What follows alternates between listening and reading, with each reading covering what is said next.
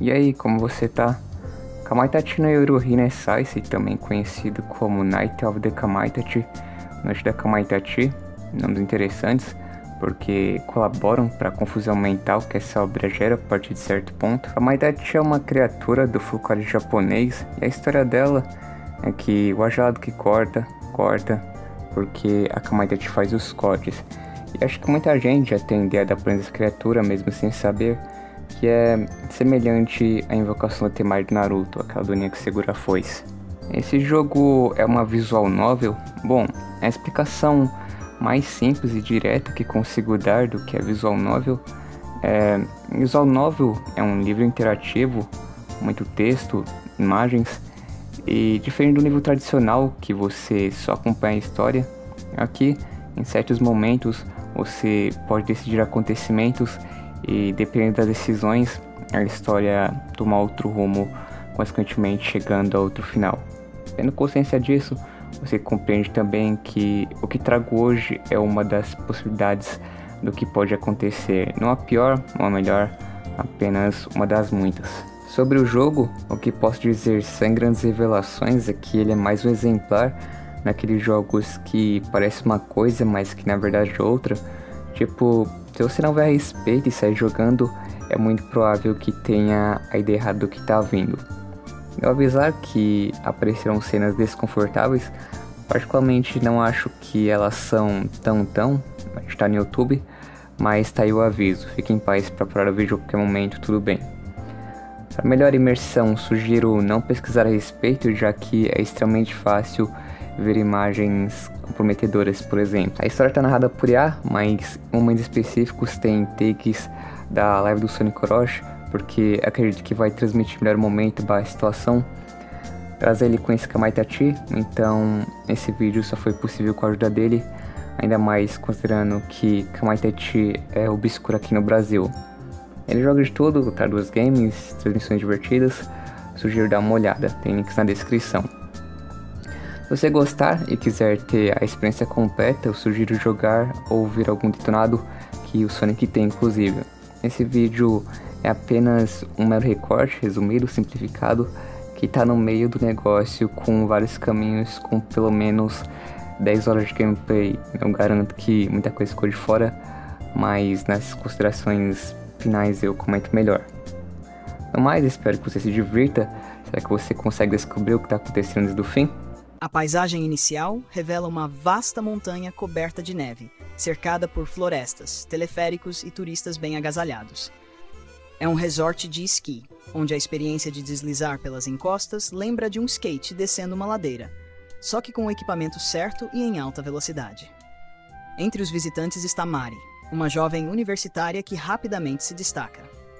Inteligente, bonita e envolta em um leve ar de mistério, ela é do tipo que naturalmente atrai olhares. Mas é Toru quem ocupa o papel de protagonista. Também universitário, inteligente, de boa aparência e de espírito observador, é através dele que a história se desenrola. Seus pensamentos, sempre expostos ao jogador, revelam tanto reflexões práticas quanto devaneios mais leves, especialmente quando se perde admirando Mari. Essa dualidade faz dele não apenas o centro da narrativa, mas também o personagem que representa diretamente o jogador. O relacionamento entre os dois ainda é recente, e isso se reflete nas dúvidas que rondam a mente de Toru. Será que Mari está mesmo interessada em mim? Naquele dia, passam o tempo esquiando. Mari demonstra entusiasmo e energia, enquanto Toru já se mostra cansado. Durante uma pausa, ambos percebem o céu escurecendo, prenúncio de uma tempestade iminente. Decidem então encerrar a atividade, guardam os equipamentos e seguem de carro pela estrada em direção ao chalé da família de Mari, onde passarão a noite.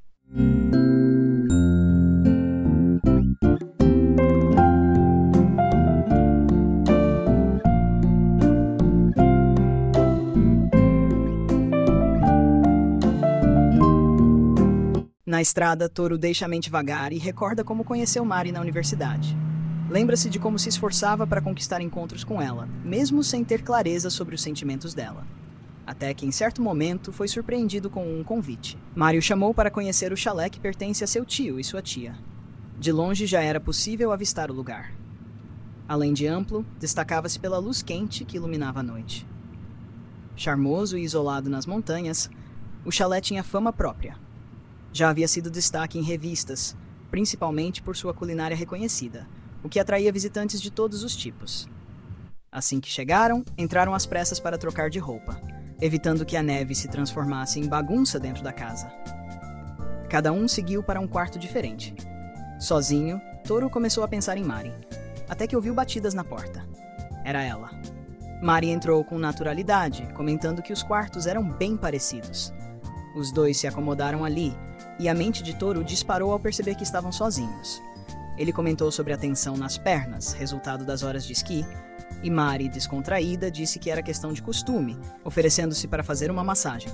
Sem esperar resposta, pulou na cama e começou. Toru até se animou, mas interrompeu de repente, receoso de perder o controle. Depois de uma breve conversa, decidiram descer as escadas. Na sala principal, resolveram esperar a hora do jantar. Pouco depois, 3 garotas desceram as escadas. Tinham mais ou menos a mesma idade deles, provavelmente colegas de escritório em viagem de lazer. Nas palavras de tua loira, a fofinha e a de óculos. Todas eram bonitas e conversavam animadamente entre si. Mari, em tom de brincadeira, perguntou a Toru qual achava mais bonita. Ele respondeu com segurança. Não se preocupe, eu só tenho olhos para você. A resposta pareceu agradar. Quando os grupos se aproximaram, as garotas pediram para tirar uma foto com Mari. O motivo ficou claro depois. Acreditavam que ela fosse uma atriz famosa, tamanha era sua beleza. O mal-entendido acabou se tornando um momento cômico, principalmente quando pediram que Toru, confundido com o gerente de Mari, não aparecesse na foto, chegando até a ser ele quem atirou. Em pouco tempo, todos já conversavam de forma descontraída. As apresentações seguiram. A loira era Kanako, a sorridente era Keiko e a de óculos, Aki. Eram realmente jovens de escritório, em viagem para se divertir. Enquanto o grupo conversava, um som de motor veio do lado de fora, sinal de que novos hóspedes haviam chegado. Logo pela porta surgiu um casal por volta dos 50 anos, recebido pelo Sr. Kobayashi, tio de Mari. O relógio Kuko marcava 7 horas da noite. Ao fundo apareceu também Midori, funcionária do chalé. A senhora recém-chegada acenou com a cabeça para Toru, que respondeu no reflexo. Foi então que notou o olhar de Mari sobre ele. Ela é bonita, não é? Disse, referindo-se à mulher. Toru concordou, mas completou olhando firme para Mari. Você é bem mais bonita. A sinceridade o fez impactá-la a princípio, para depois deixá-la corada, apressando-se em mudar de assunto. Vamos, vamos. Assim seguiram para o refeitório. O refeitório lembrava um restaurante. Mesas bem arrumadas, cadeiras, iluminação agradável, decoração acolhedora, janelas com vista para o exterior e um cardápio variado. Mari e Toru escolheram uma mesa e se sentaram frente a frente. Conversaram sobre diversos assuntos, incluindo a família dela, até que uma presença os interrompeu. Em um canto da sala estava um hóspede deslocado dos demais, sozinho, vestindo roupas que escondiam sua aparência e mantendo-se à espreita, paradoxalmente chamando atenção. O primeiro pensamento de Toru foi que se tratava de um membro da Yakuza. Mari, ao perceber o olhar fixo dele, repreendeu. Era rude encarar. E afinal, por que alguém da Yakuza estaria num lugar como aquele? No fundo, ela tinha razão. Toru reconsiderou. Talvez fosse apenas um sujeito de aparência exótica. Talvez até alguém simpático. Quando a comida chegou, a estranha figura foi deixada de lado. As mesas logo estavam satisfeitas com a refeição, e foi então que novas informações vieram à tona. O responsável pela comida era o próprio tio Kobayashi, que já havia sonhado em ser advogado antes de se dedicar ao chalé. Entre histórias e detalhes, todos se alimentaram bem. Aos poucos, quem terminava de comer deixava o refeitório. Mari, ainda animada, sugeriu que voltassem a esquiar. Toru, incrédulo, respondeu. Você está brincando, né? Nesse momento, Midori apareceu, reforçando que não valia a pena, pois era perigoso. Tinha em torno de 20 anos e, pelo aspecto da pele marcada por queimaduras, parecia acostumada à neve. Logo ao lado surgiu Toshio, colega dela no chalé, universitário e atleta de grande porte físico, também com marcas semelhantes. Ele comentou sobre o noticiário. Uma das maiores nevascas já vistas estava a caminho e paralisaria tudo. Toru chegou a se preocupar com a possibilidade de faltar comida, mas logo ficou tranquilo. Os estoques eram abundantes. Entre comentários e trocas de informação, a conclusão era clara. O chalé ficava isolado demais, e seria extremamente perigoso sair durante a nevasca que duraria cerca de 3 dias. Serviços externos não estariam disponíveis, mas alimento não seria problema. Havia suprimentos suficientes para 3 semanas.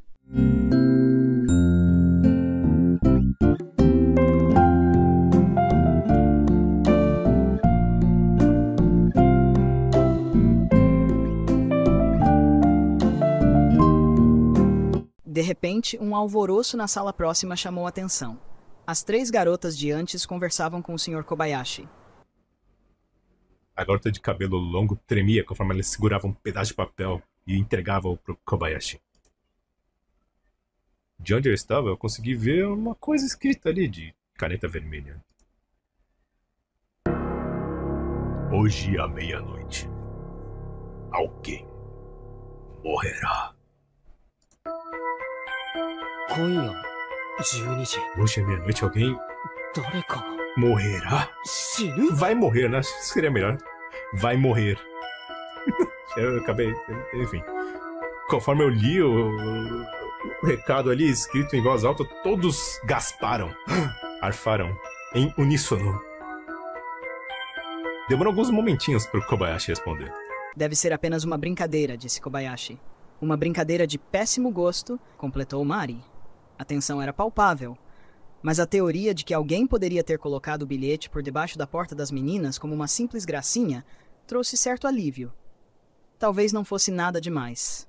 No fim, nada mudou. Foi até oferecida a chance delas mudarem de quarto, mas recusaram. Os outros não tinham televisão. Mari chegou a perguntar a Toru se aquela não era uma das travessuras dele.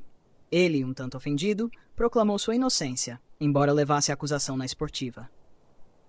Logo, o telefone do chalé começou a tocar.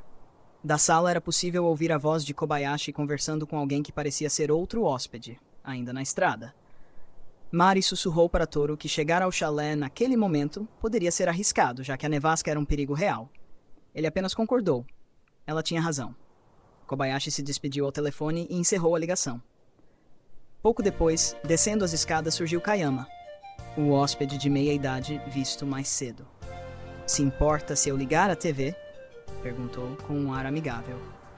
Toru autorizou, e ele a ligou, mas os programas eram apenas de entretenimento banal. Após alguns minutos, desligou.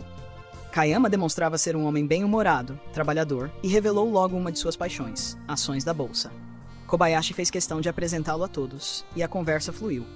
Animado, Kayama chegou até a oferecer uma oportunidade de trabalho a Toru, que, pego de surpresa, respondeu que ainda estava estudando e não tinha planos definidos.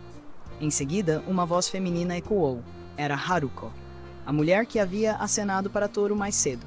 Ela entrou perguntando se o marido estava incomodando. De perto, parecia ainda mais jovem, alguém na casa dos 30, em contraste com Kayama, que aparentava ser muito mais velho. Haruko se juntou ao grupo, sentando-se no sofá. Cerveja foi oferecida e Toru, descontraído, disse que queria bastante, arrancando uma repreensão divertida de Mari. O que você está falando aí? Ele apressou-se em dizer que era apenas brincadeira. De repente ouviu-se um barulho pesado, como algo caindo ali perto. Mari sorriu e disse que devia ser apenas neve deslizando do telhado, mas Toru não pôde deixar de se perguntar se era realmente só isso. Pela janela notou-se luzes se aproximando, faróis de carro acompanhados pelo som crescente de um motor.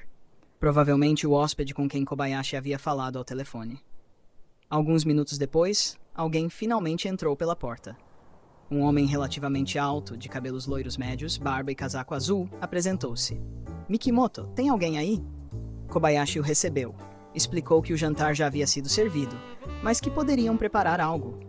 Mikimoto recusou, dizendo que já havia comido no carro, mas aceitou a ideia de uma bebida quente. Cumprimentou todos na sala com um aceno simpático. Após receber a chave do quarto e subir com a bagagem, o relógio Cuco marcou 8h30 da noite. Pouco depois, Mikimoto desceu e passou a conversar com os demais, mostrando-se acessível. Gente da gente. A essa altura, a sala estava cheia. Até a tia de Mari apareceu, uma senhora simpática de cabelos em tom marrom puxando para o vermelho. Durante o bate-papo, Toru pensou no impacto que a barba pode ter na percepção de alguém. Mikimoto parecia bem mais velho com ela, mas talvez aparentasse pouco mais de 20 anos. Pensando em quem ainda não se juntara ao grupo, as 3 meninas e a figura misteriosa, Kobayashi pediu a Midori que fosse chamá-los. A jovem aceitou chamar as garotas, mas hesitou em falar com o homem misterioso, agora identificado como Tanaka. Preciso mesmo falar com ele? Perguntou. Percebendo o desconforto, Kobayashi desistiu. Deixe quieto. Ele não parece do tipo sociável, de qualquer forma. Pouco depois, as 3 garotas apareceram. O relógio Cuco marcou 9 horas. A ventania lá fora levantou a dúvida de Aki sobre a possibilidade de uma avalanche, prontamente negada. Ainda assim, a menção trouxe à tona a lembrança do bilhete ameaçador, que acabou surgindo de novo nas conversas. Mikimoto, curioso, quis saber mais detalhes. Toru até tentou explicar, mas falou de forma introspectiva, e ninguém prestou atenção. Acabou desistindo. Em meio às conversas, descobriu-se que Mikimoto era freelancer, fotógrafo, e parecia ter uma vida bastante livre. De repente, um som de vidro quebrando ecoou pelo chalé. Parecia vir dos quartos do andar de cima, e considerando o histórico do dia, a tensão cresceu. Uma rápida verificação mostrou que o primeiro andar estava em ordem. No segundo, tudo também parecia normal, exceto por um quarto ainda não checado, o de Tanaka. Kobayashi bateu insistentemente à porta, mas não houve resposta. O mais estranho era a ausência de reação de Tanaka ao estrondo anterior. Sem outra opção, Kobayashi usou a chave mestra. Uma corrente de ar frio invadiu o corredor ao abrir a porta. A janela estava estilhaçada. Ele e alguns hóspedes entraram no quarto, mas Tanaka não estava à vista. Restava apenas olhar pela janela. Kobayashi se aproximou, espiou e congelou. Toru, inquieto, foi até ele. Quando seguiu a direção de seu olhar, viu também aquilo que o deixou sem palavras. Havia um espaço de alguns metros entre a cama e a janela. No chão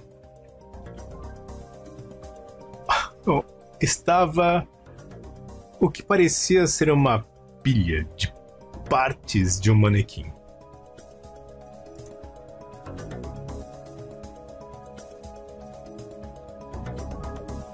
Uma mão saindo de algum pano preto. Um pé pálido, branco, jogado de qualquer jeito em cima daquilo. E próximo de um rosto com hematomas, quase preto, estava um par de óculos escuros familiar. Tinha um brinquedinho de criança antigo, uma marionete de empurrar, como se chamava, não sei como é que é em português, que tem fios percorrendo todo o seu corpo. Quando você pressiona um botão, o bonequinho fica todo molenga e vira um monte de pedaços ali e tal, né? Vocês conhecem, né? Vocês já viram esse brinquedinho já, né? Eu tenho que colocar na edição, talvez. Essa pilha de partes de corpo parecia isso. Não. Mas... Que diabos? Isso... Corpo... Corpo humano!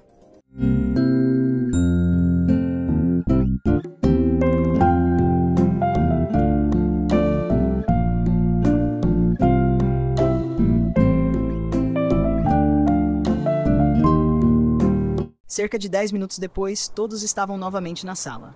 Apenas Kobayashi, Mari e Toru tinham presenciado a cena. Sentados, tomavam chá tentando conter o pânico. Midori, com voz baixa, sugeriu: "Não é melhor contarem o que viram?" Toru, com dificuldade, começou a descrever. Pedaços. Corpo.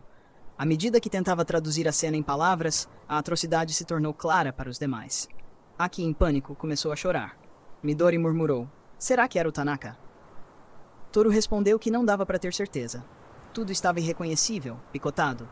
A jovem então sugeriu que poderia ser apenas um boneco extremamente realista, uma pegadinha. Toru garantiu que não era. No meio da confusão e das suposições, Mikimoto comentou, quase casualmente: "Pensar nisso me lembra a lenda da Kamaitachi." Ele explicou tratar-se de uma criatura que age no vento, causando ferimentos profundos. Kobayashi esboçou um leve sorriso. "Você está sugerindo que isso é real, Mikimoto?" Seguiu-se uma discussão acalorada sobre a veracidade da lenda, com Mikimoto defendendo a possibilidade do sobrenatural. Após o momento, Kobayashi decidiu contar a todos sobre o bilhete encontrado mais cedo, julgando válido que todos soubessem das circunstâncias. Kayama comentou: Se a ameaça era real e aquilo lá em cima é mesmo um corpo, o óbvio seria chamar a polícia, certo? Kobayashi tentou pelo telefone, mas nada funcionou. A linha estava muda. O clima pesado e a tempestade provavelmente causaram o problema. Ah, não tem problema, eu tenho um celular, disse Kayama. Kobayashi respondeu, não adianta, não tem sinal aqui. Sendo otimista, talvez possamos agir amanhã, se a nevasca diminuir. O debate voltou à natureza do que havia acontecido. Sobrenatural ou humano? Se humano, alguém tinha feito aquilo, e com o clima lá fora, certamente não podia ter ido longe. Ou seja, se havia um assassino ou até um complô, ainda estava por perto. Toshio alertou. Se tentar caminhar lá fora com essa tempestade, você não sobrevive. Kayama sugeriu organizar uma busca para investigar, mas Mikimoto ponderou que talvez não fosse uma boa ideia. Afinal, eles já haviam visto o que poderia acontecer. Talvez o ideal fosse permanecer juntos, minimizando a chance de algo ruim. Outro ponto levantado foi a possibilidade do assassino ter entrado pelo segundo andar. Por mais que as portas fossem trancadas, cada quarto tinha botão interno que destrancava, permitindo que alguém entrasse ou saísse por lá. Mari, pálida, perguntou. Já que estamos nisso, não seria bom pegarmos armas para nos defender? Concordaram, e a busca começou. Esfregões, facas de cozinha e outros utensílios foram improvisados como defesa. Enquanto os rapazes subiam para investigar o segundo andar, as moças permaneceram juntas no primeiro, como se estivessem protegendo uma base. No segundo andar, cada quarto foi inspecionado minuciosamente. Entradas, guarda-roupas, debaixo das camas, janelas, tudo, mas sem sinal de alguém. Até que Kayama apontou um local no fundo do corredor. Kobayashi comentou que era apenas um depósito. Mas chegando lá... Então Kobayashi colocou a mão no abridor e então olhou em volta para todos. Mikimoto, Toshio e eu estávamos de ombro com ombro ali. Kayama estava a alguns metros atrás da gente. Os quatro de nós acenaram em conjunto. Kobayashi abriu a porta. Dentro vimos uma diversidade de instrumentos de limpeza, baldes, vassouras, pás para vassoura, né, para pegar a sujeira, chinelos de borracha, limpadores de banheiro, sei lá, e coisas assim. Não havia luz dentro do closet ali, no entanto. Então estava tudo meio que envolto nas sombras. Tem alguém aí? Mikimoto se voltou para a escuridão. Eu suspirei ali em alívio. Eu estava certo. O assassino deve ter saído pela janela. Seria arriscado demais tentar se esconder num lugar assim com tantas pessoas. E eu parei ali. Morto, não sei. Parou. De repente teve um barulho balançando alguma coisa e uma vassoura caiu na nossa direção. Cuidado! Fiquem longe! Fique para trás, fique longe. Enfim. Mikimoto fechou os olhos e começou a balançar ali o cabo de esfregão ali loucamente. É um gato só. É a Jenny. Eu não percebi que ela estava lá dentro. Toshio explicou o resto pra gente. Jenny? O gato aqui dela. Do chalé. Nós não a vimos por aqui já faz um tempo já. Nos perguntando pra onde é que ela foi parar. Nunca imaginei que ela estaria escondida aí, no entanto. Putz, o gato tá preso faz um tempo aí. Tá tudo cagado, tudo mijado. Tá, não é? Tá bom. Bora, vamos. Kobayashi tentou nos manter nos movendo aqui, na nativa. Voltando ao primeiro andar, lá estava a gatinha Jenny, alegre nos pés da Midori. O primeiro andar foi revistado também, mas nada suspeito apareceu. Quando o grupo dos rapazes retornou à base, Toru começou a refletir. Desde o início, todos presumiram que o responsável havia entrado pela janela, mas havia outras possibilidades. Alguém poderia ter se infiltrado antes, ou até mesmo alguém sem álibi. Outra questão preocupante era o corpo. Quanto tempo levaria para fazer aquilo? Seria realmente possível em tão curto intervalo? Pensando um pouco mais a respeito, havia uma pessoa que não estava presente no momento em que tudo supostamente aconteceu. Toshio. Será que ele tinha algo a ver com aquilo? Kobayashi se levantou, dizendo: preciso dar uma olhada lá fora. Pode haver alguma pista. Toru também se levantou. Eu vou com você. Assim, todos os rapazes, com exceção de Kayama, estavam prestes a sair. Kayama preferiu ficar, por não suportar o frio. Foram até a porta e ao abri-la veio aquela enxurrada de nevasca. Saíram, tudo era branco, e o frio cortava como lâminas. Kobayashi gritou: vamos nos separar e dar a volta no chalé. Toru e eu pela direita, vocês pela esquerda. No momento em que desviou o rosto da neve e olhou para baixo, Toru perdeu Kobayashi de vista. Uma demonstração da força da nevasca e da dificuldade de se mover naquele cenário. Depois de algum tempo desnorteado, Toru escutou a voz de Kobayashi e foi em direção a ela. Chegando à parte de trás do chalé, encontrou Kobayashi. Aos pés dele estava Mikimoto, meio desacordado. Toshio também estava ali, tentando levantá-lo. A cabeça de Mikimoto estava ferida. Ele claramente havia sido atacado, apesar de ninguém ter visto o que aconteceu. Toru achou estranha a ideia de alguém conseguir atacar Mikimoto e ainda correr em meio à nevasca com aquele clima. As duas conclusões mais óbvias eram: o que quer que tenha feito aquilo não parecia humano no sentido de suportar tanto frio. Ou então era alguém das redondezas. Diante do ocorrido, o grupo dos rapazes teve de voltar ao chalé. Na entrada dos fundos tocaram a campainha e assim que a porta abriu, Kobayashi, ofegante, pediu ajuda. Kyoko ajudou e chamou mais gente. Enquanto isso, Toshio e Toru tentavam processar a situação. O ataque havia ocorrido aproximadamente abaixo do quarto de Tanaka. Dizem que assassinos gostam de voltar à cena do crime para apagar rastros, comentou Toru. Quando Mikimoto acordar, pode dar alguma luz, pensou. Na sala, Toru encontrou Mari, que comentou que Kayama havia subido para tentar fazer o celular funcionar. Toru subiu para trocar de roupa e encontrou Kayama, que, em resumo, não teve sucesso com o aparelho. Assim, Kayama, Haruko, Mari e Toshio estavam reunidos na sala. Quando Toru retornou, a conversa seguia em tom tenso. Surgiu então um questionamento. Se fosse realmente uma pessoa, será que ela pretendia eliminar todos, um por um? Ora, se ninguém sobrasse, não haveria como chamar ajuda, polícia ou investigação. Mari reforçou. Quanto mais tempo passasse, mais perigosa a situação se tornava, pois o amanhecer se aproximava, e com ele, a chance de pedir socorro. Era uma conversa tensa. Os Kobayashi que retornaram declararam que Mikimoto não tinha muito a dizer, já que foi pego por trás, e que o ferimento parecia grave. Mari perguntou em qual parte da cabeça Mikimoto havia sido atingido, e a resposta foi: na têmpora direita. Ela pensou alto que talvez o agressor fosse destro. Ataque na direita, mão direita.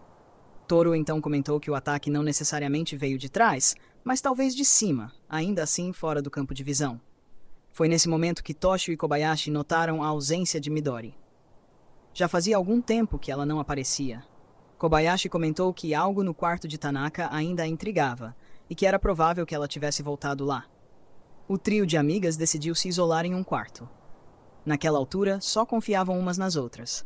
A atmosfera no chalé se tornava sufocante. Era cada vez mais difícil confiar em alguém, mas ao mesmo tempo, ninguém parecia estar diretamente envolvido. Toru trouxe outra reflexão, dessa vez sobre quando o infiltrado teria entrado.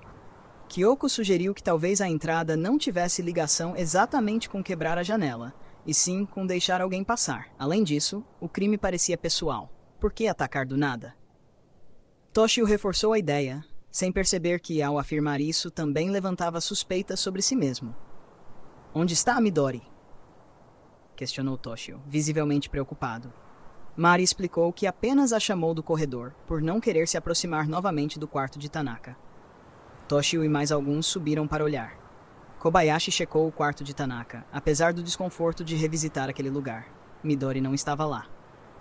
Toshio chamou os rapazes do corredor e mostrou a Jenny, que miava em frente ao armazém de onde ela tinha saído.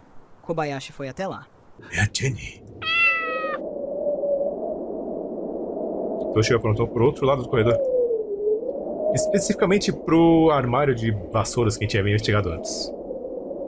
Jenny, o gato preto que estava ali sentado na frente dele, miando. Kobayashi andou, sem dizer uma palavra, pelo corredor. Jenny percebeu ele se aproximando.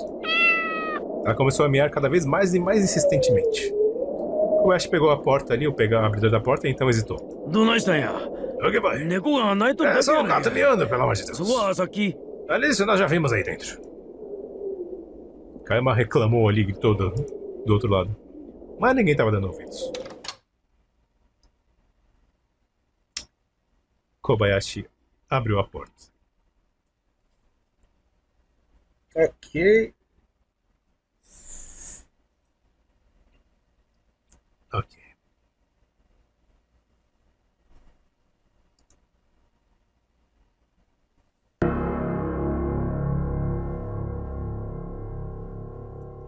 Midori estava lá dentro.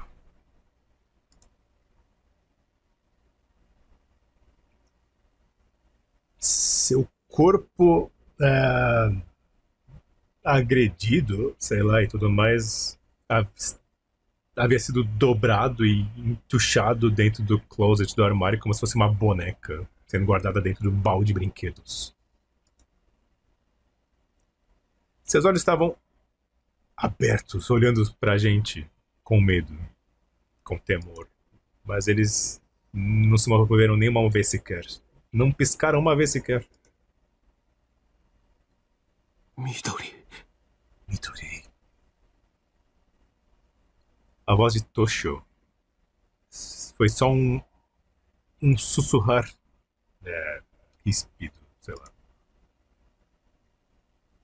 Kobayashi havia agarrado, pego o pulso, o braço da Midori e verificado por uma pulsação. Reticências. Então se virou até para nós e balançou a cabeça. なんてことを。 Não pode ser. Os lábios de Toshio estavam trêmulos. くそー Droga! なんてことを。くそー Não pode estar acontecendo! Toshio começou a gritar, uivar, levado à loucura pela tristeza.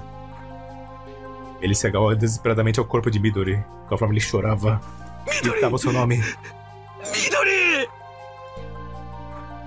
Ela havia sido brutalmente agredida, morta a golpes. Sua cabeça havia sido partida ao meio, feito um melão. Ok, não é bem isso que a gente viu. Ainda bem, né? Pelo amor de Deus. E o seu longo cabelo estava tingido com sangue. Hidoi. Que terrível. Hidoi. Ela não falou Midori. Enfim.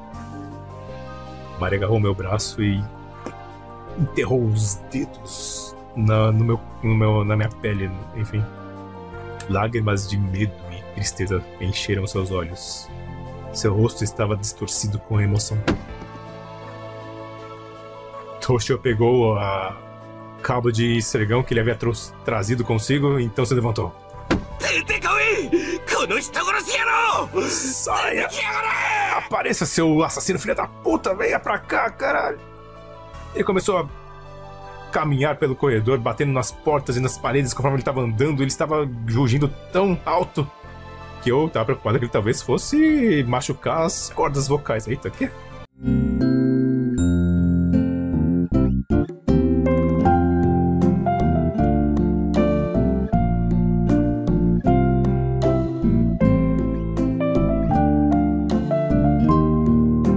Quase todos estavam reunidos no primeiro andar. Toshio desceu depois, levando o corpo da Midori. Todos observaram em silêncio, sem palavras para o momento. Toru pensou que provavelmente Toshio estava levando Midori ao quarto dela. Quando voltou, Toshio exibia determinação no olhar, como quem prometia descobrir quem fez aquilo. Toru disse: "Bem, agora que todos estão aqui." E começou a discursar. Ressaltou a importância da proximidade e deixou todos cientes dos últimos eventos e lembrou que afastar-se do grupo naturalmente desperta suspeitas. Poderia ter sido qualquer um, as garotas Mikimoto, sem acusações, apenas hipóteses. Toru perguntou a Kobayashi o que Midori queria. Ele respondeu: "Ela queria olhar algo. Tem algo me incomodando naquele quarto. Talvez haja alguma pista lá."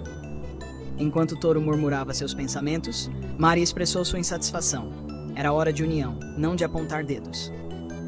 Toshio comentou que Toru também não estava completamente livre de suspeitas. Por mais que afirmasse não ter estado perto de onde cada incidente ocorreu e que Mari pudesse confirmar, alguns não haviam visto, e ela poderia ter acobertado algo ou vice-versa. Após esse clima tenso, Kyoko se manifestou chorando. pedindo que parassem de lançar acusações uns aos outros, o que gerou remorso nos que haviam feito farpas. O relógio marcava 11h30. Kayama ligou o noticiário, esperando notícias sobre o clima. O repórter mencionou o péssimo tempo na região e trouxe uma notícia urgente. Roubo a banco, cerca de 2 milhões de ienes, perpetrado por um homem magro com aproximadamente 1,65 m de altura. Isso iniciou uma discussão. O culpado poderia ter fugido do país, lidar com o dinheiro via mercado negro, ou se estabelecer em uma cidade pequena, mas então seria reconhecido. Ou quem sabe até mesmo ir a um centro turístico distante. Pontos assim têm entrada e saída constante. Bom manto, algo como um chalé no meio das montanhas, disse Kayama. Todos se espantaram, embora Kayama não tivesse percebido o que falou a princípio. Toru começou a refletir e levantou a hipótese de que Tanaka pudesse ser o homem da notícia. Kobayashi comentou que Tanaka era bem alto, por volta de 1,80 m de altura. Toshio disse que Tanaka era estranho de qualquer forma. Carregava mala de esqui, mas não parecia estar ali para esquiar. Mari acrescentou que, em crimes assim, geralmente há um piloto de fuga. Talvez Tanaka fosse esse, e por algum desacordo tenha sido atacado pelo cúmplice. Todos olharam em volta, buscando alguém que correspondesse à descrição. O único que poderia encaixar era Kobayashi, mas ele havia passado o dia trabalhando no chalé. Mari e Toru ainda sentiam que algo passava despercebido. Kyoko saiu para preparar bebidas. Mari a acompanhou e Toshio comentou para ninguém em particular. Então vai ser isso até amanhecer, né? Toshio disse que essa coisa possa estar querendo pegar um a um antes que sequer percebam o que é. Mikimoto falou também. Pode ser que esteja atiçando o medo nas pessoas antes de agir. Um tipo de vingança, rancor. Atacar por atacar não vai servir. Quer agir como um gato que brinca com o rato antes de desferir o golpe final. Keiko falou. Bom, então quem está fora da lista está seguro, né? Mikimoto concluiu que, vai saber, o ataque que recebi não parecia para valer. Toshio ficou furioso, pois a conversa indiretamente acusava Midori de algo que resultou em sua morte. Mikimoto continuou. Não dá para saber com certeza. Toshio parecia apaixonado por Midori, mas podia ser fingimento. Toru decidiu refazer os passos de Midori em busca de pistas. Mari e sua tia retornaram com bebidas quentes e, assim que terminaram, Mari, Toru e Toshio subiram para checar. Encontraram apenas uma mala vazia, aparentemente sem nada de especial. Ao retornarem à sala, Toru comentou que ainda não era possível identificar o responsável, deixando Mari desapontada. A reação dela o motivou a pensar mais cuidadosamente. Ele propôs que, se fosse uma pessoa, não precisaria estar no quarto quando o vidro quebrou. Poderia ter agido antes e criado o som depois. Um truque de tempo. Alguns apontaram falhas na teoria, mas era a melhor hipótese até então. Toru disse achar improvável que Toshio tivesse feito algo a Midori. Sobre o primeiro ataque, comentou de forma descompromissada. A senhora Kobayashi desapareceu temporariamente, mas Toru presumiu que estava na cozinha. Mikimoto chegou por último e subiu. Mal teve tempo de fazer algo, quanto mais fatiar alguém. E as 3 garotas foram ao quarto, mas voltaram ao ver o bilhete. Espaço de tempo muito curto. No segundo ataque, o de Mikimoto, Toru achou Kayama suspeito. Ele estava no segundo andar, próximo do local do ataque. Talvez ninguém tivesse o visto, pois estava fora do campo de visão, acima no quarto. Essa teoria irritou Toshio, que pulou no pescoço de Kayama tentando enforcá-lo. Todos ficaram parados, espantados. Quando Kayama começou a ficar sem ar, tiraram Toshio de cima dele. Kobayashi deu um tapa no rosto de Toshio, que reclamou magoado. Kobayashi explicou que não era certo agir sem provas e advertiu Toru para ir com calma em suas teorias, já que estavam piorando a situação. Mari veio em defesa de Toru, dizendo que a teoria dele fazia sentido. Aki e suas amigas, descontentes, decidiram voltar ao quarto. O clima de tensão continuou até a senhora Kobayashi chorar, pedindo que parassem, fazendo todos refletirem. Mesmo sem certezas, Toshio sugeriu decidir democraticamente sobre isolar Kayama. Após um mini-tribunal, Kayama foi considerado culpado. A sentença, trancá-lo na adega para a segurança de todos. Ele foi conduzido até lá, recebeu cobertas e revistas e permaneceu. Toshio comentou, agora podemos dormir em paz, né? Toru, porém, continuava inquieto. Kayama parecia excessivamente calmo, como se fosse inocente. Haruko falou que Kayama era gentil com ela e as crianças, mas no trabalho era conhecido como chefe rigoroso. Tudo que conhecia era a versão dele em casa. Mari tentou aliviar o clima com palavras amáveis. Pouco a pouco, as pessoas foram para seus quartos, até que Mari e Toru subiram também. A preocupação fez Toru sugerir que ficassem no mesmo quarto. Ela aceitou. No quarto, havia silêncio. Queriam permanecer acordados até o amanhecer, mas a exaustão de um longo dia cobrava seu preço. Toru tocou a mão de Mari gentilmente. Ela comentou como seria bom acordar no dia seguinte e perceber que tudo aquilo havia sido apenas uma brincadeira, um faz de conta. Seria ótimo se fosse verdade, pensou Toru. Entre conversas e dúvidas, Mari pediu que Toru chegasse mais perto, e aquela situação aconchegante fez Toru gradativamente apagar, acordando horas depois sozinho no quarto.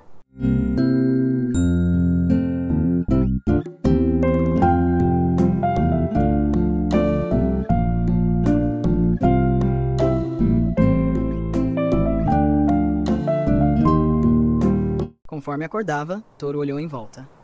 Além de não encontrar Mari, percebeu que a porta estava entreaberta. Apenas um pouco, mas estava.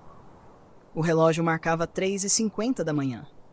Toru foi até o corredor investigar, mas não havia ninguém e nenhum ruído. Dirigiu-se ao quarto de Mari, imaginando que talvez ela tivesse retornado por algum motivo. Chamou, bateu levemente na porta e tentou escutar qualquer sinal de movimento lá dentro, mas não obteve resposta. Movendo a porta, conseguiu abri-la facilmente. Então, um grito aterrorizado ecoou do andar de baixo, que parecia ser a voz de Mari. Toru congelou. Fosse o que fosse, não parecia bom, e ninguém aparecia. Finalmente, Toru tomou coragem e correu em direção à origem do som. No caminho, notou que a porta da adega estava aberta. Ficou ali, pensando nas implicações, até ouvir passos atrás de si. Um frio percorreu sua espinha. Virou-se e, para seu alívio, viu o rosto de Mari, que quase caiu de tão apressada, vindo correndo. Em lágrimas, ela murmurou: "Meu tio e minha tia." Palavras que bastaram para Toru compreender a gravidade da situação. Após o breve reencontro, decidiram juntos verificar a adega. Por um momento, eu pude jurar que vi uma sombra passando pelo corredor. O que foi? Tinha alguém ali. Apontei com total terror. Tinha alguém ali. Será que o assassino estava nos observando esse tempo todo?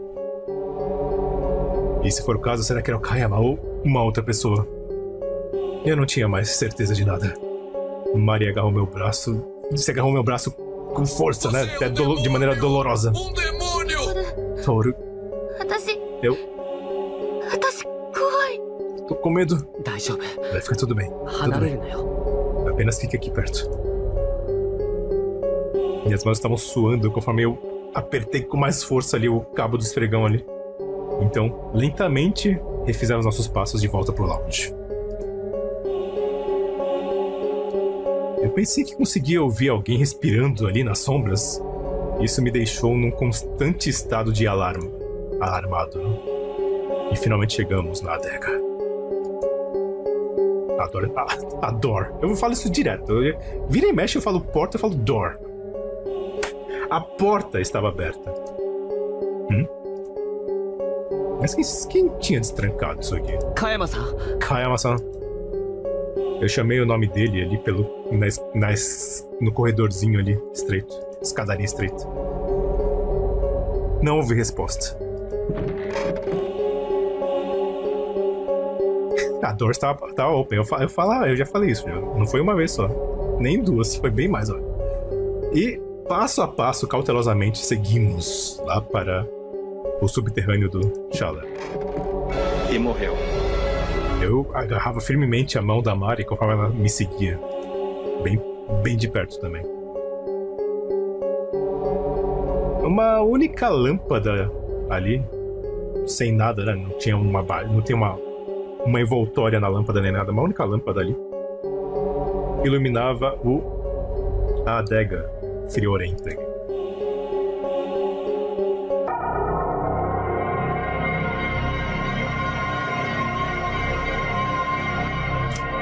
E ali, iluminado pelo seu brilho, Kayama estava com o rosto no chão. O rosto no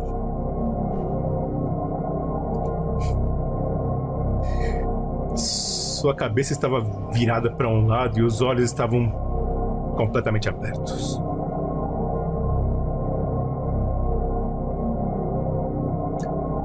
Uma poça de sangue ink, né? Tipo tinta.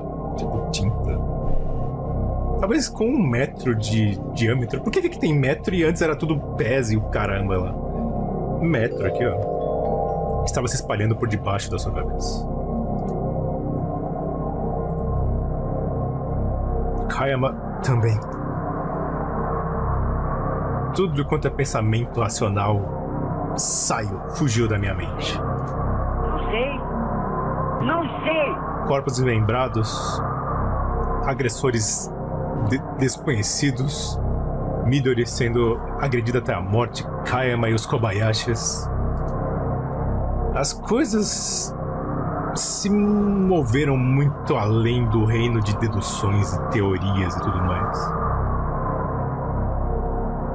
Nossa única preocupação agora é como sobreviveríamos até o amanhecer. Until dawn. Até amanhecer.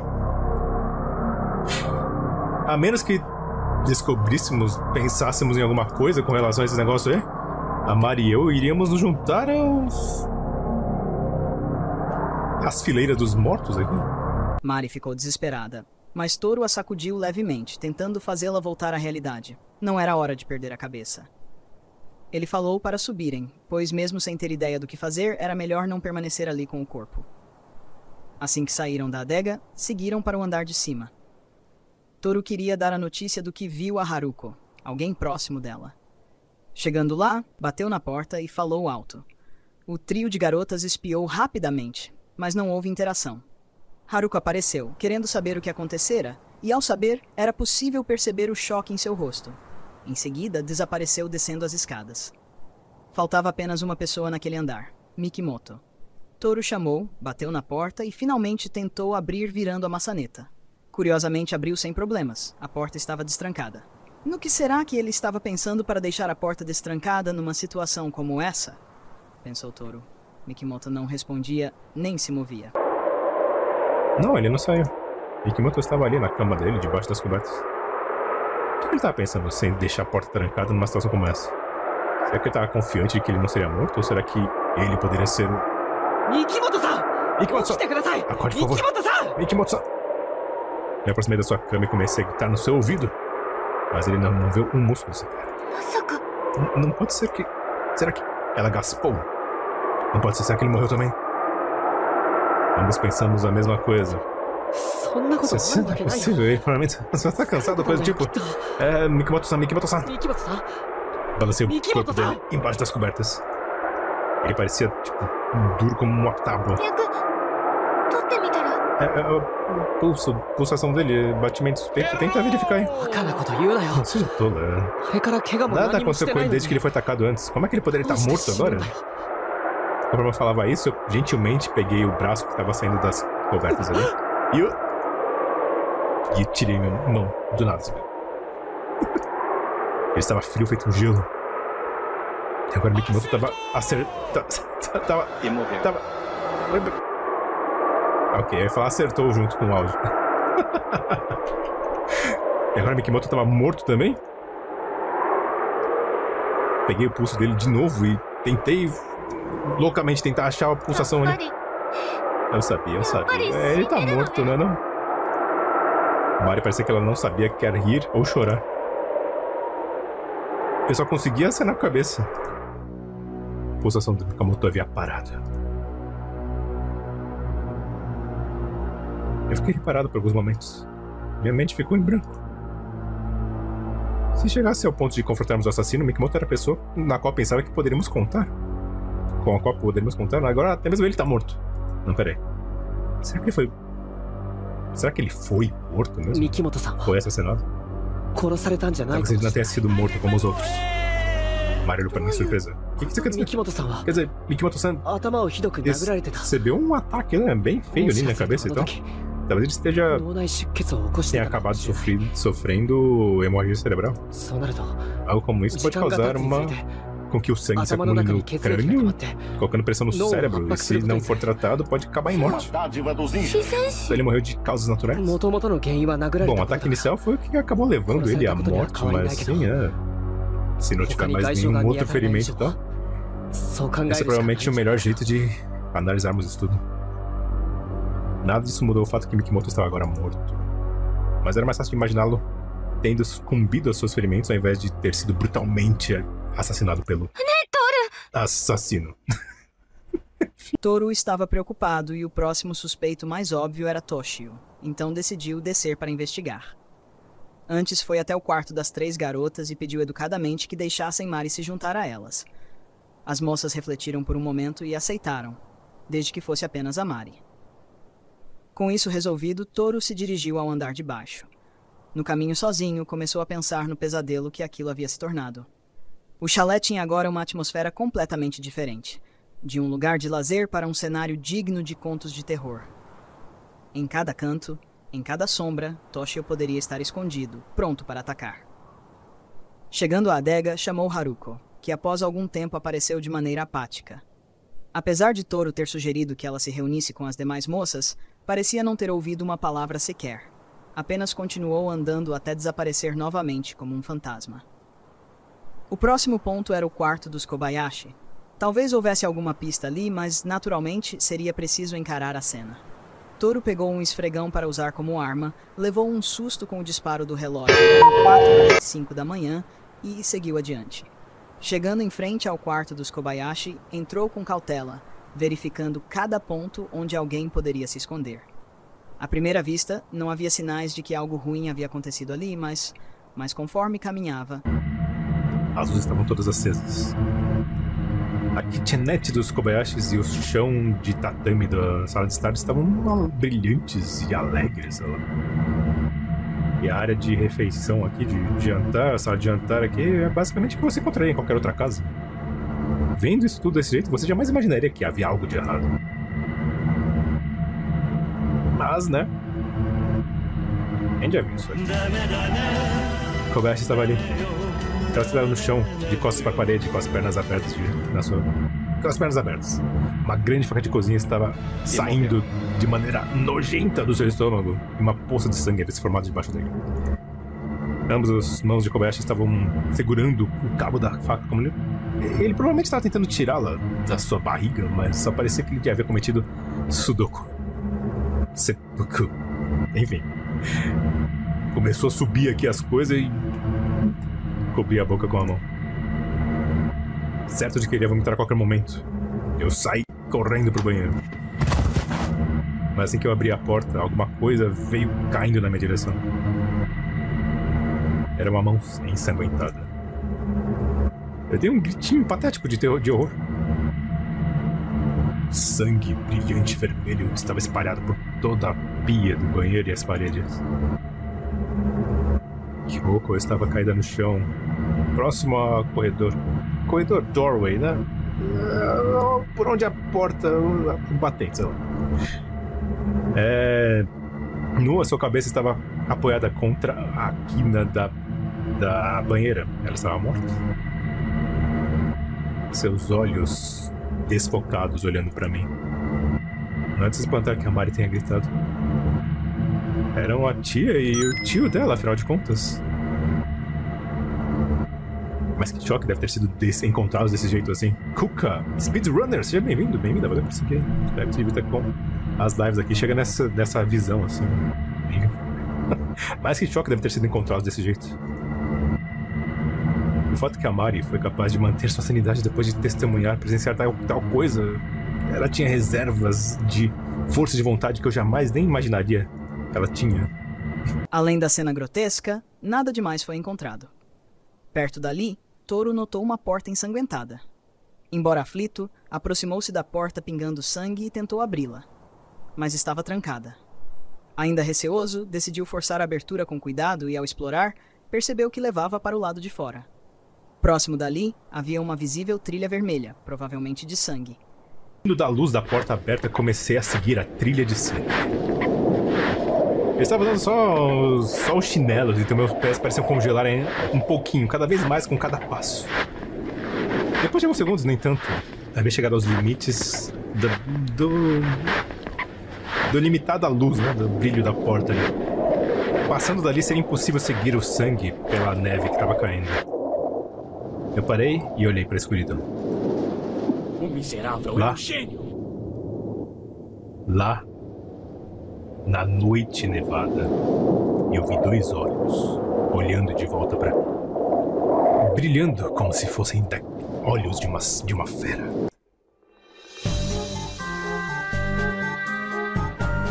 No momento seguinte, uma sombra saltou em minha direção da neve redemoinhante, gritando feito uma banshee, uma... sei lá como é que traduz esse bicho, uma aparição. Antes que eu pudesse até mesmo levantar o esfregão, fui jogado pra trás ali, caindo no chão. Então, com uma força aterrorizante, algo me agarrou pelo pescoço e empurrou minha cabeça para fundo da neve.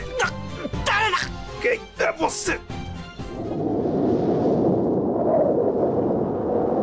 No instante que eu perguntei isso, o aperto parecia uma morsa, né? Morsa, né? Que fala. Vai ser uma morsa, aquele negócio que você gira e ele vai fechando assim, sabe? Fechando e você prende as coisas e pode, sei lá, serrar, limar, alguma coisa assim. No instante que eu perguntei isso, a pressão ali no meu pescoço, na minha garganta, sossegou, parou. E uma voz surpresa me respondeu. Toru-kun. Você, Toru-kun. Era o Toshio. Ele não ia me matar? Toshio só... O peso em cima de mim de repente sumiu. Então eu ouvi um barulho, como se uma coisa tivesse caído no chão. Temeroso, me levantei e Toshio estava caído ali na minha frente. Sua testa estava coberta de sangue, seu rosto estava mais branco que a própria neve. Eu pensei que era provável que Toshio tinha matado os Kayama e os Kobayashi. Mas... não era Toshio agora que estava gravemente ferido? Fiquei pensando se eu deveria fugir, mas no final das contas decidi ficar aqui mesmo. Toshio-san. Toshio-san. Mas...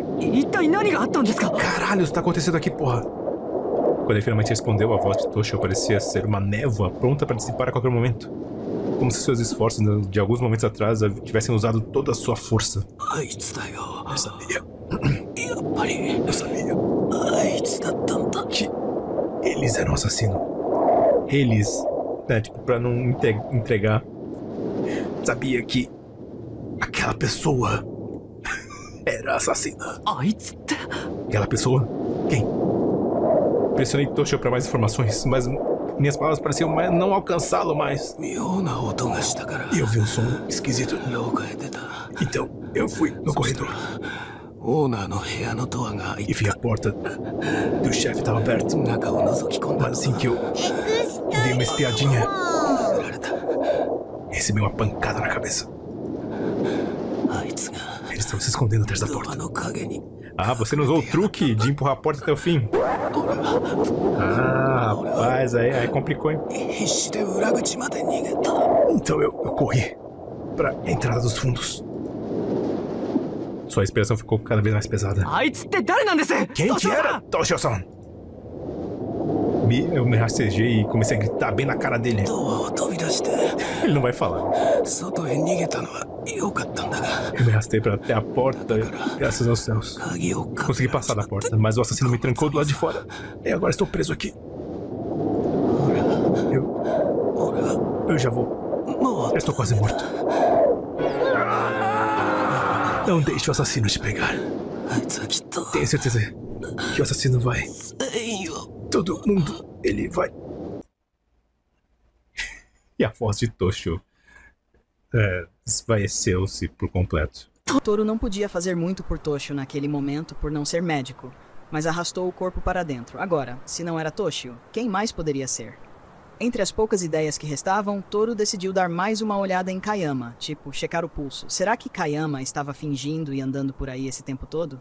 Então Toru voltou à adega. E cheguei até a porta da adega. Ela estava meio aberta, exatamente como eu a deixei. Respirei profundamente e então comecei a descer a escada. Antes que eu estivesse ali no meio do caminho, eu conseguia ver o corpo de Kayama. Ele estava caído no fim das escadas, justamente do mesmo jeito que quando nos encontramos pela primeira vez. Será que era possível que Kayama só estava fingindo? Depois de matar os Kobayashi e atacar Toshio, ele voltou mesmo aqui pra adega? Desci os últimos passos ali, os últimos degraus, um pouco mais de cuidado. Então comecei a circular ali, em volta do corpo de Kayama. O odor acre do sangue, um cheiro com o qual fiquei familiarizado até demais, preenchia o recinto. Aquele líquido escuro saindo se acumulando debaixo da cabeça de Kayama, claramente era sangue. Cutuquei o corpo dele com a ponta do esfregão, sem resposta. Me ajoelhei e então segurei o pulso dele. Estava frio. Tentei procurar a pulsação, mas não adiantou de nada. Kayama definitivamente estava morto. Minha sensação de alívio foi temporal, foi curta. Então, Kayama ainda estava morto. Então, que diabos estava acontecendo? Será que ele era um zumbi? Walking Dead? Puta merda. Será que ele estava shambling around? Será que ele estava vagando por aí, matando as pessoas enquanto eu não estava olhando? Se não, eu teria de presumir que uma das mulheres lá de cima era uma assassina brutal. Espera aí. Walking Dead? Não, você não parou pra pensar nisso. Lentamente me ajoelhei de novo e, combatendo a vontade de vomitar, dei uma olhada mais de perto do rosto sem vida de Kayama. Seus olhos ainda estavam abertos, amplamente abertos. Sua testa estava cortada no meio, dividida em duas, sei lá. O cabelo encharcado de sangue estava grudado no seu escalpo.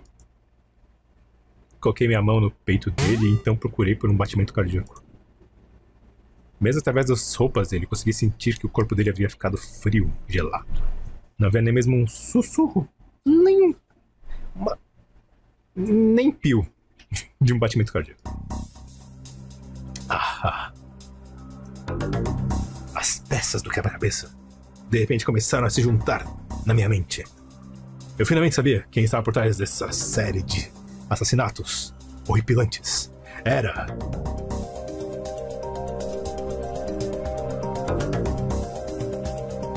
Vocês sabem?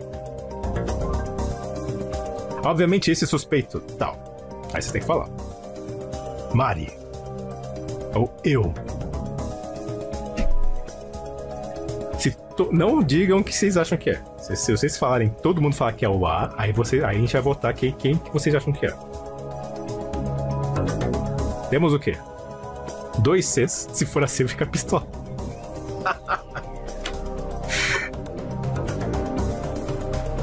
Sou mudou o voto, voltou pro A. É isso. Então temos 1, 2, 3, 4 votos A, 1 B e 1 C. Vocês querem A, então? Então vamos lá. Vocês são Sherlock Holmes agora. Vocês vão falar quem que vocês acham que é. Deem o nome. Você tem que falar o nome. E vamos ver se vocês sabem mesmo. Será que é possível? Será que é possível? Magical Manly, seja bem-vindo. Bem-vinda, vou prosseguir. E tu acha que é o MC, que é o personagem principal. Foi o Toshio, com certeza? A gente viu o que aconteceu com o Toshio.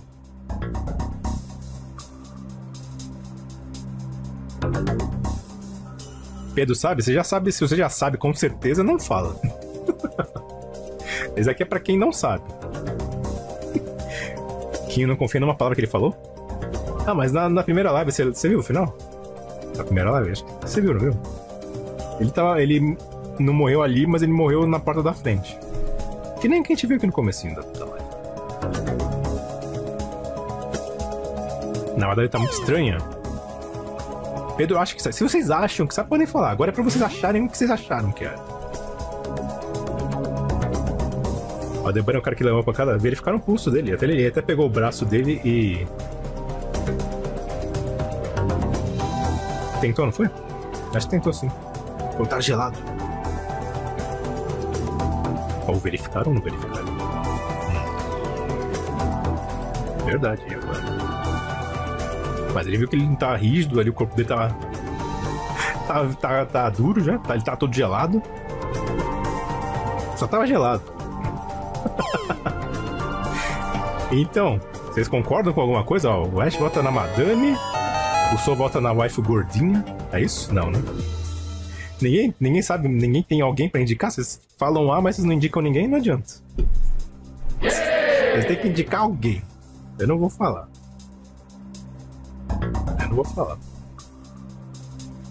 Pedro, acho que é o Mikimoto, o barbudo. É o mesmo que o Aldebaran falou. Só acho que é o dono da casa, mas você viu ele caído ali, parecido que ele cometeu o Sudoku. Você acha que é ele? E tu suspeita sempre da Mari. Calma, a Mari, só porque a Mari matou a gente no... Matou a gente no final? Sudoku você não confia. Pode ter sido forjado. Sudoku. Ela tá com a faca na barriga. Tá com aquela faca de mágico ali que você fica na ponta ali, ele segura assim.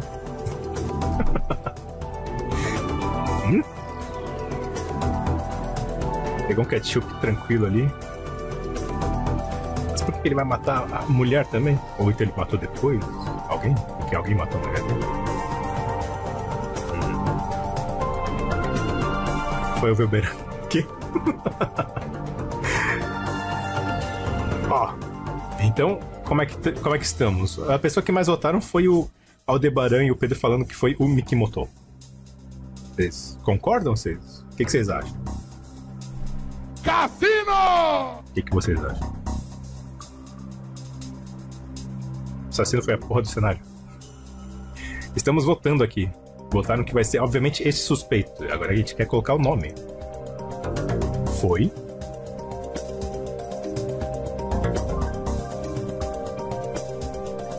Quem não sabe quem é, então pode prender. Mikimoto. Então bora. Mikimoto.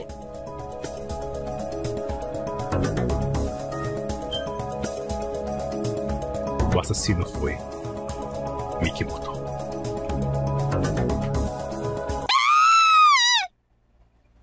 Justamente aí, ouvi um grito em algum lugar no Shader. Mari. Não era a voz dela. Então era o que eu desesperadamente estava tentando acreditar. Me apressei a escada acima do primeiro andar. Eu consegui ouvir alguém correndo pelo corredor. Será que uma pessoa foi morta? Mas que droga. Se ao menos eu tivesse descoberto as coisas um pouco antes. Conforme subi a escada pro segundo andar, eu consegui ver a Haruko caída no chão. Rapidamente dei uma olhada no corredor, mas não havia ninguém à vista. Ele havia retornado ao quarto dele. Me aproximei pouco a pouco do corpo de Haruko. Era tarde demais. Só um bateu o olho e você já via que ela já não poderia mais ser salva. O sangue estava vazando da sua testa arruinada, né? Arruinada, e seus olhos vazios estavam olhando para nada. E agora que eu sabia quem era o assassino, eu não estava triste ou com medo conforme eu olhava para o corpo dela, apenas nervoso. Apertei com mais força o cabo do esfregão e abri a porta do quarto de Mikimoto. Mikimoto estava deitado na cama, justamente como ele estava da última vez que eu o vi. Mikimoto-san, não adianta mais fingir que está morto, Mikimoto-san. Fechei a porta e me apoiei contra ela, conforme falava. O cadáver na cama não moveu um músculo sequer. Sequer junto. Acho que eu tenho que falar essas coisas também. Coisas que eu vejo as pessoas escrevendo no Twitter. O corpo não moveu um músculo sequer. Será que meu palpite estava errado, enganado, afinal de contas? E aí? Foi por tão pouco. Mas acho que não adianta chorar pelo leite derramado, não é? Mikimoto se sentou e tirou, balançou as pernas, né? Tipo, saiu da... Se levantou e colocou as pernas do lado, assim. Como é que você descobriu? Suas mãos estavam frias demais. Mais frias do que Kayama. E ele estava ali naquela adega congelante por um bom tempo. Suas mãos estavam tão frias como se elas tivessem sido colocadas no gelo e na neve.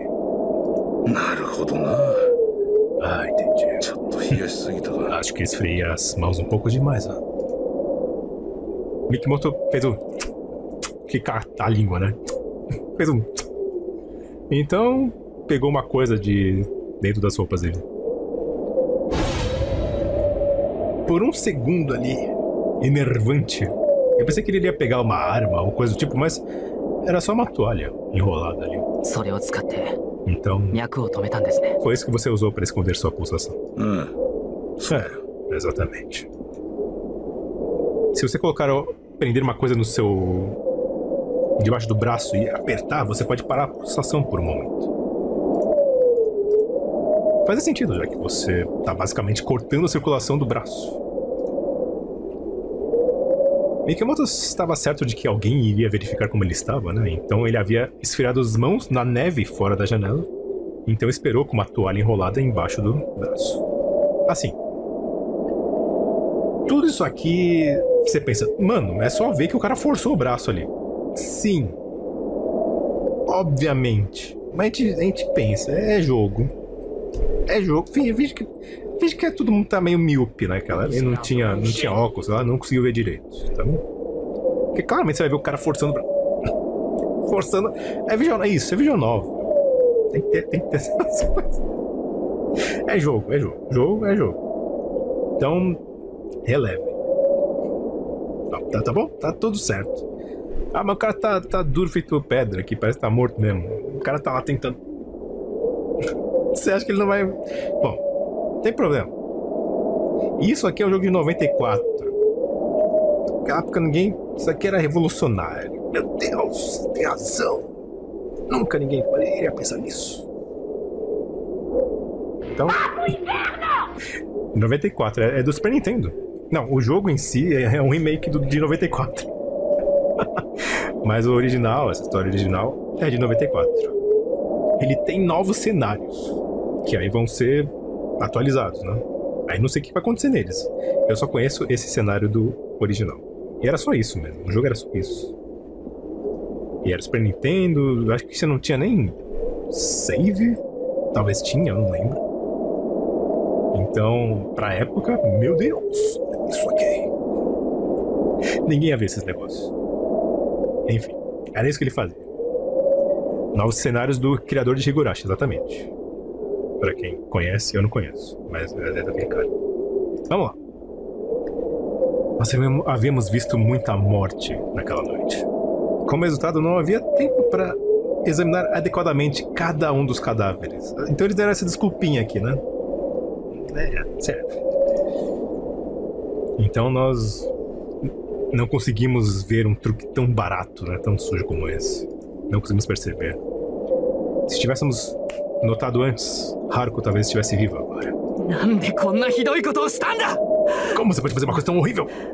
Todas aquelas pessoas ali não fizeram nada de errado. Eu não consegui controlar mais a minha raiva. Comecei a gritar com o Mikimoto. Claro que fizeram. Não existe criatura tão pecaminosa como o homem. Nós só sobrevivemos esse tempo todo ao tomarmos incontáveis vidas.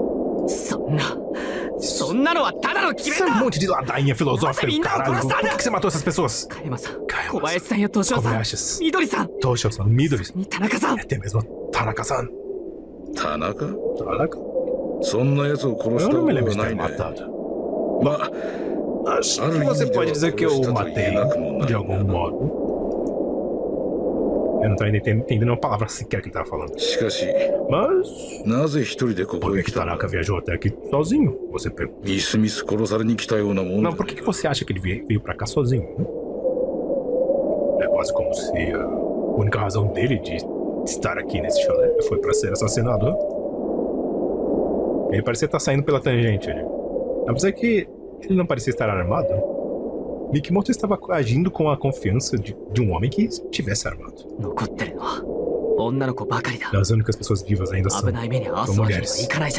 Não precisamos envolvê-las nisso. Bancando o herói, não é?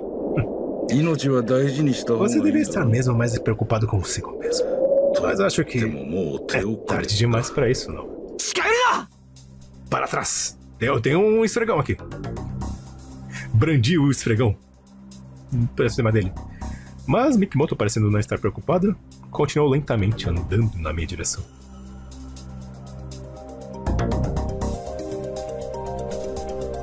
Eu recuei do seu avanço estranho e assassino. Minhas costas bateram contra a porta. O que foi você mesmo que fechou? Né? Você lembra? Você entrou, fechou a porta e encostou. E se encostou na porta depois. Vocês lembram disso? Não se lembra? Tá bom. Conforme eu tentei pegar a maçaneta, Mikimoto tirou sarro de mim.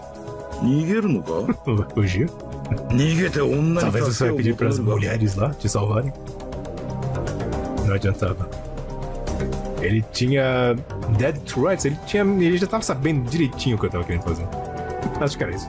Mikimoto continuou a se aproximar, então eu dei um grito selvagem. Uau!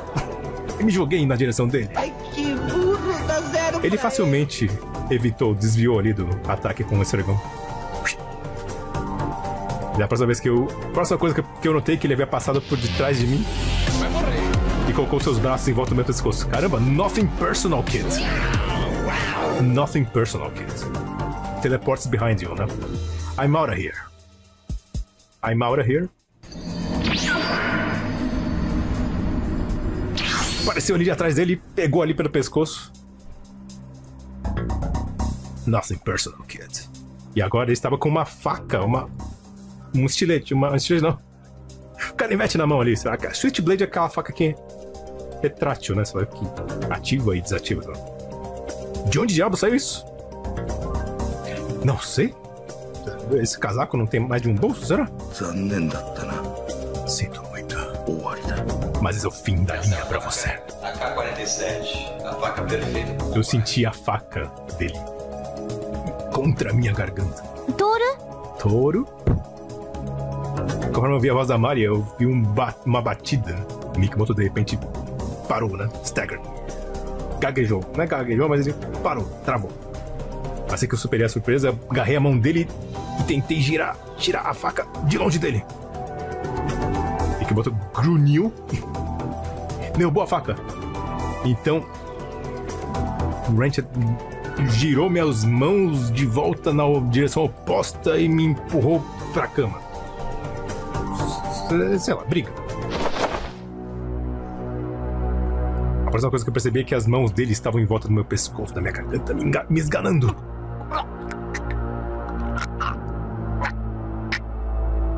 Barulhos de esganação. Eu não conseguia respirar. Sentia que os dedos de Mikimoto estivessem cravando furos na minha traqueia. Um ponto branco apareceu no centro da minha visão, ficando cada vez maior e maior e... De repente o peso que estava me apertando contra a cama desapareceu. Gaspei para conseguir mais ar, conforme uma onda de náusea tomou conta de mim.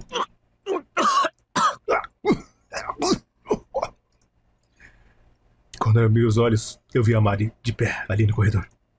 Ela estava olhando para as mãos ensanguentadas dela, em choque. Assim que ela percebeu melhor, ela veio correndo para mim. Touro, tá tudo bem. Ele não vai falar nada das mãos. Isso, tá tudo bem. Tá tudo bem. Eu ainda não conseguia falar, então só acenei com a cabeça. Ah, graças a Deus, Touro. Eu pensei que você estava morto. Ela chorou e me abraçou na altura do pescoço, enfim. e jogou os seus braços em volta do meu pescoço. Jogou os braços. Tchau. Tchau. Mari, então... Mari havia esfaqueado Mikimoto para salvar a minha vida. Vendo a coberta de sangue assim desse jeito, eu estava com certa vergonha de admitir que essa visão me assustou por um instante. Se não tivesse sido pela Mari, eu estaria morto. Então Mikimoto provavelmente teria matado ela e as 3 garotas também. Eu olhei pro chão e vi Mikimoto imóvel no chão. Olhei pra baixo e vi ele imóvel no chão. A faca enterrada nas suas costas até o cabo. Um testamento, né? Uma prova da força que a Mari colocou no ataque. Caramba, foi força, velho. A faca deve ter atravessado direto o coração dele. Comparado aos assassinatos que Mikimoto havia cometido naquela noite, a quantidade de sangue derramada aqui era chocantemente, né?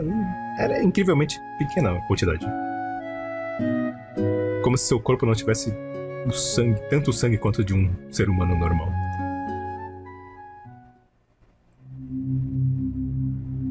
Por que ele havia cometido tais crimes tão horríveis? E como ele conseguiu matar Tanaka? Mesmo apesar de que não havia jeito possível que ele poderia ter feito algo do tipo. Com Mikimoto morto, não havia ninguém para responder essas perguntas. De qualquer forma, por hora, sem H e separado, enfim, Mari e eu estávamos contentes em poder nos abraçar até que a luz da manhã aparecesse. Nosso longo pesadelo finalmente chegou ao fim. Fim. É outro fim. Esse, pelo menos, a gente não tá morto. Mas não é o melhor final.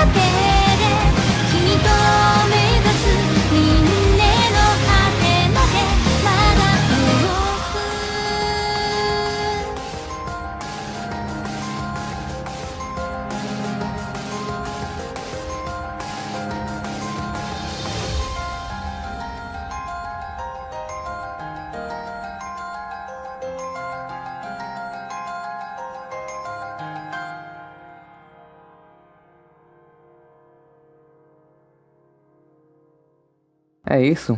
E aí, conseguiu descobrir? Meus parabéns se conseguiu. Eu não sei o quão difícil é pra esse vídeo, mas pelo jogo achei difícil, porque na primeira vez não dá pra saber o que esperar, não dá pra saber o que realmente tem relevância do que é dito. É o sentimento de incerteza que as pessoas de lá estão sentindo. Quem iria imaginar que a neve cair no telhado tem relevância, né? Se você parar pra pensar, no jeito que ela cai e faz bastante barulho, ela até assusta de tanto barulho que faz, indicando peso, um tipo de força que seria capaz de dar um tranco. O que significa? Vai saber. Muitas vezes o caminho é mostrado, mas nada é dito de garantia ou de como percorrer. Eu tentei ajudar, trazendo falas mais relevantes, é claro, no meio de outras não tanto, para não ficar tão óbvio. Eu já tinha feito um vídeo sobre esse jogo, vídeo que acho até mais criativo, mais ideias, mas que a execução tem muito espaço para melhora. Não fiquei satisfeito com o primeiro, vejo coisas que poderiam ser melhores nesse também, mas não dá para ficar eternamente desenvolvendo. Eu quero me virar a outros assuntos que estão na gaveta e na mente. Fazer esse vídeo foi desgastante mentalmente, tiveram várias etapas, rever o jogo para relembrar a história, analisar o que é mais relevante, preparar a ideia, revisar a ideia, mostrar a ideia IA, que não foi exatamente como eu esperava, porque ela estava alterando o sentido das coisas, então eu tive que ficar de olho, revisar o que a IA tá fazendo em partes, gravando, revisar as gravações para finalmente começar a editar, e durante a edição fiz ajustes também. Dito isso, eu admito que estou contente que acabou. Por ser um resumo, naturalmente tem coisa que fica de fora, e quando parei para pensar, achei que resumir não fica legal com o visual novel, porque quando você simplifica o momento, você tira o charme do escritor de detalhar. Um exemplo prático, nas investigações, tá lá, olharam pelo andar, mas nada foi encontrado. No jogo você vê cada parte de cada cômodo com aquela aflição de acontecer algo, já que não sabe do que tá tratando, saca? Mas se eu fosse colocar isso em resumo, talvez fosse enrolação por provavelmente não ter a mesma atmosfera de estar jogando. E se fosse para detalhar tanto, é mais válido ver o original, não acha? Enfim, eu espero que a história tenha ficado entendível. Uma coisa que acho da hora em Kamaitachi é como ele mostra os possíveis efeitos psicológicos que uma situação assim pode gerar em alguém, a descrição do ambiente, do que sente, dos efeitos que ficam na mente. Tem uma variedade grande de finais, não só de finais. Os desenvolvedores fizeram mais de uma história com esses personagens, então depende do que você escolhe, cair num cenário completamente diferente. Exemplo, lá no comecinho, quando a Mari e o Toru estão esquiando, tem a possibilidade de permanecer lá brincando, ok, a nevasca está vindo, e eles não estão onde estariam na história que contei, então como as coisas se desenrolam. Tem as preparações também, que acho bacana serem consistentes. Lá no começo, o comentário que a Mari está esquiando de boa e o Toru cansado, eles cansados dele provavelmente de não ser atlético, reflete no final, na luta contra o Mikimoto, que se parar pra pensar, a chance do Toru se dar bem no mano a mano era bem baixa considerando tudo até então, e realmente dá problema.